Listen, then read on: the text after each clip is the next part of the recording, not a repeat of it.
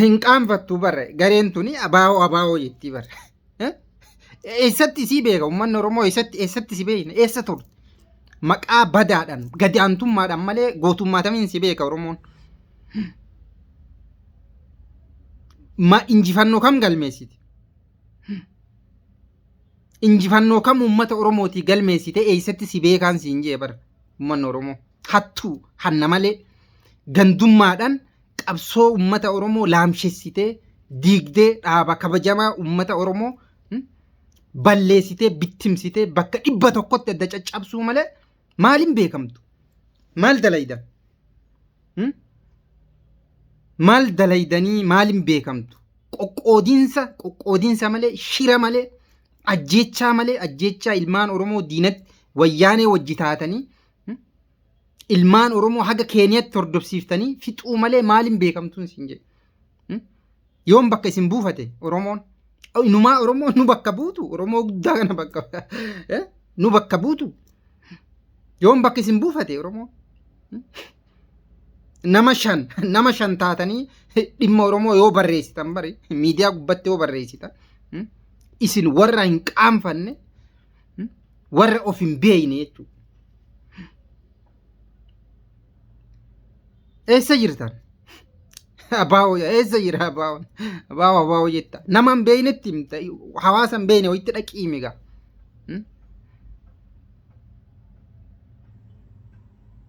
Kaleessa gaafa gammoojjii keessatti ilmaan teenya dhumtu isin xiyyaaraan biyyaa baataniiru.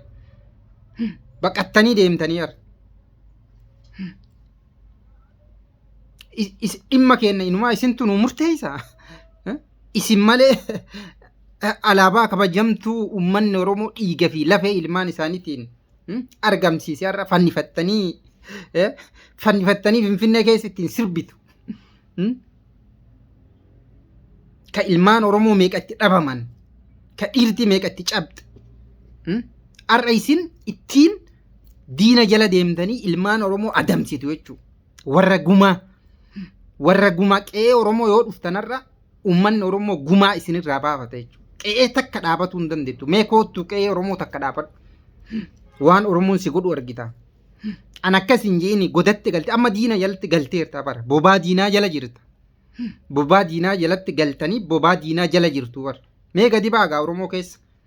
Ati nama moo ati saree yoo Oromoon siin jee. Gumaa sirraa qaba. Gumaa ilmaan 100,000 sirraa qaba jechuudha. Warra diinatti galee ilmaan Oromoo yakkee gammoojjii keessatti bosona keessatti ilmaan Oromoo facaasee biraa deeme galee.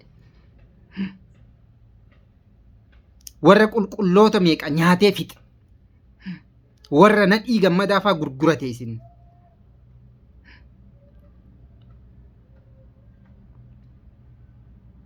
Inumaa nu bakka Oromoo bakka buutanii. Dhaaba Oromoo kabajamaa san bakka buutanii. Dhaaba guddaa san isin addaggee baalagee safuun beeyne tana bakka bu'a. Warra har'a dhiigni ilma Oromoo dhugaan ilma Oromoo maaliif argamti? Akkuma kaleessa sanitti waan barbaanne goonee baala irra tuullee dhugaa namaa dhabamsiifne irra dabarra ajjeefnee goota jennee faarsina jettanii yaaddanii. Amma yeroon darbe immoo maqa balleessiidhaan akka kaleessaa maqa balleessiidhani.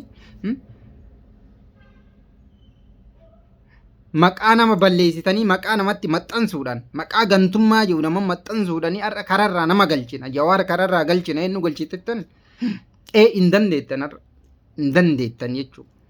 Inni sun darbeera bara wayyaanee wajji dabre jechuudha. Wayyaanee wajji darbee amma yeroon keessan dhumatee jira jechuudha. Kana booda namni isin dhaga'u hin jiru. Isin yakkamtoota kana booda jechuudha.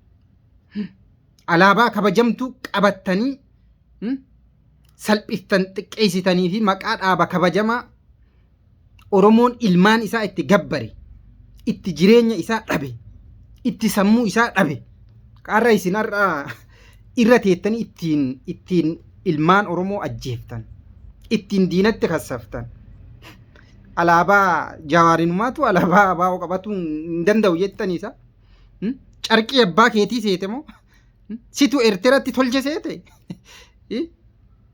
Maal seete? Ayyee wallaallagaa arguuf teessan.